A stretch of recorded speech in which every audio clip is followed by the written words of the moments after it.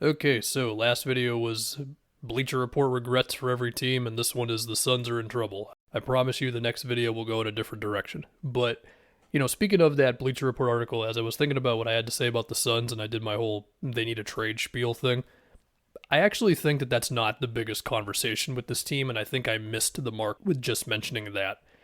This team's having a really tough time, especially because Devin Booker has been out.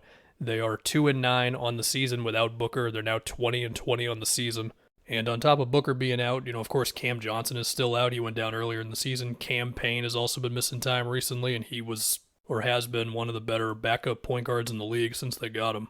They've lost 5 in a row. They're 2-8 in their last 10, and not shocking, the offense has been having a tough time. Now, in their last game against Miami, CP only played 12 minutes. It was a whole lot of Dwayne Washington, and they needed somebody to take shots. And Ayton did his thing with getting a lot of face-up jumpers or hook shots when he'll set a screen and then kind of get himself good positioning inside the paint.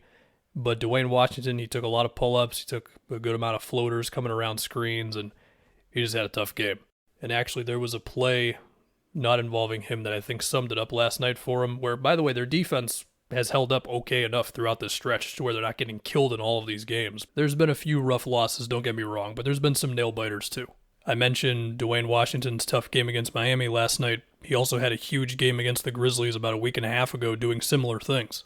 But to get back to the offensive struggles, there was a play where Jock Landale's in the post, and then he kicks it back out to Shamet, and then Shamet tries to drive, but there's nothing there, and then he throws it back to Jock, who then gets it swiped from Bam, and it's just man, they're just searching for answers right now.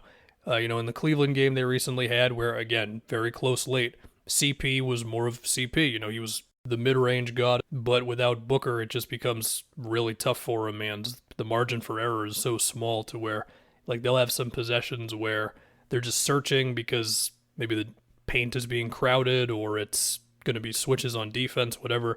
And there's just moments where it's Landry Shamet's just got to take his guy off the dribble and try to do something inside, or Mikal Bridges as well. And sometimes there's success, but other times it's this is just different than Devin Booker carrying you home, In the recent Knicks game, CP, he did not have it as much. He missed some of his signature mid-rangers, which, okay, he's not going to play amazing every game.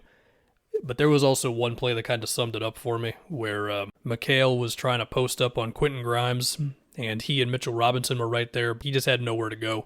And he throws it to Torrey Craig, who the Knicks were not exactly staying glued to. And no disrespect to Torrey Craig. That guy's found a role for himself in the league for a while now. But it was also man, they need Devin Booker. And in the Raptors game, they committed 25 turnovers, and that's just the big switchable Raptors being aggressive and playing passing lanes. And, for what it's worth, CP still got buckets in that game.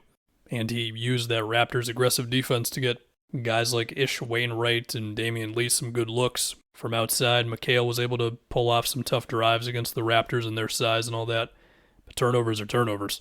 But I guess this speaks to a larger thing, which is, with Devin Booker being out, and I think he's going to be reevaluated in late January, and as we know, the Western Conference is as competitive as ever. You really don't want to have to put this much on CP at 37. He played 40 minutes against Cleveland. I guess this can be the 75th time that I do my spiel about Deandre Ayton and the Suns offense. Look, I don't know, man. They're not going to force feed him into the post. They want him setting screens because it allows other guys to be moving and it opens up other options for them as opposed to a stationary thing with Ayton with his back to the basket.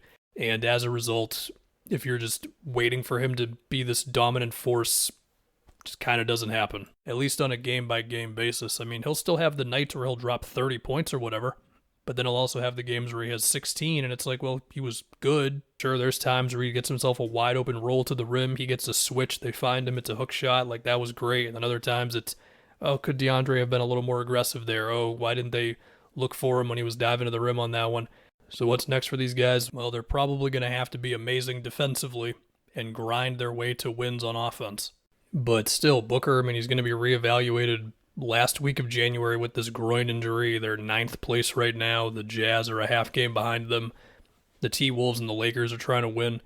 I would say we are officially in concerned mode for Phoenix. And as far as the whole trade thing, yes, the assets are all still there between the Crowder expiring, Shamet's lengthy but not very expensive year-to-year contract, all of the future picks.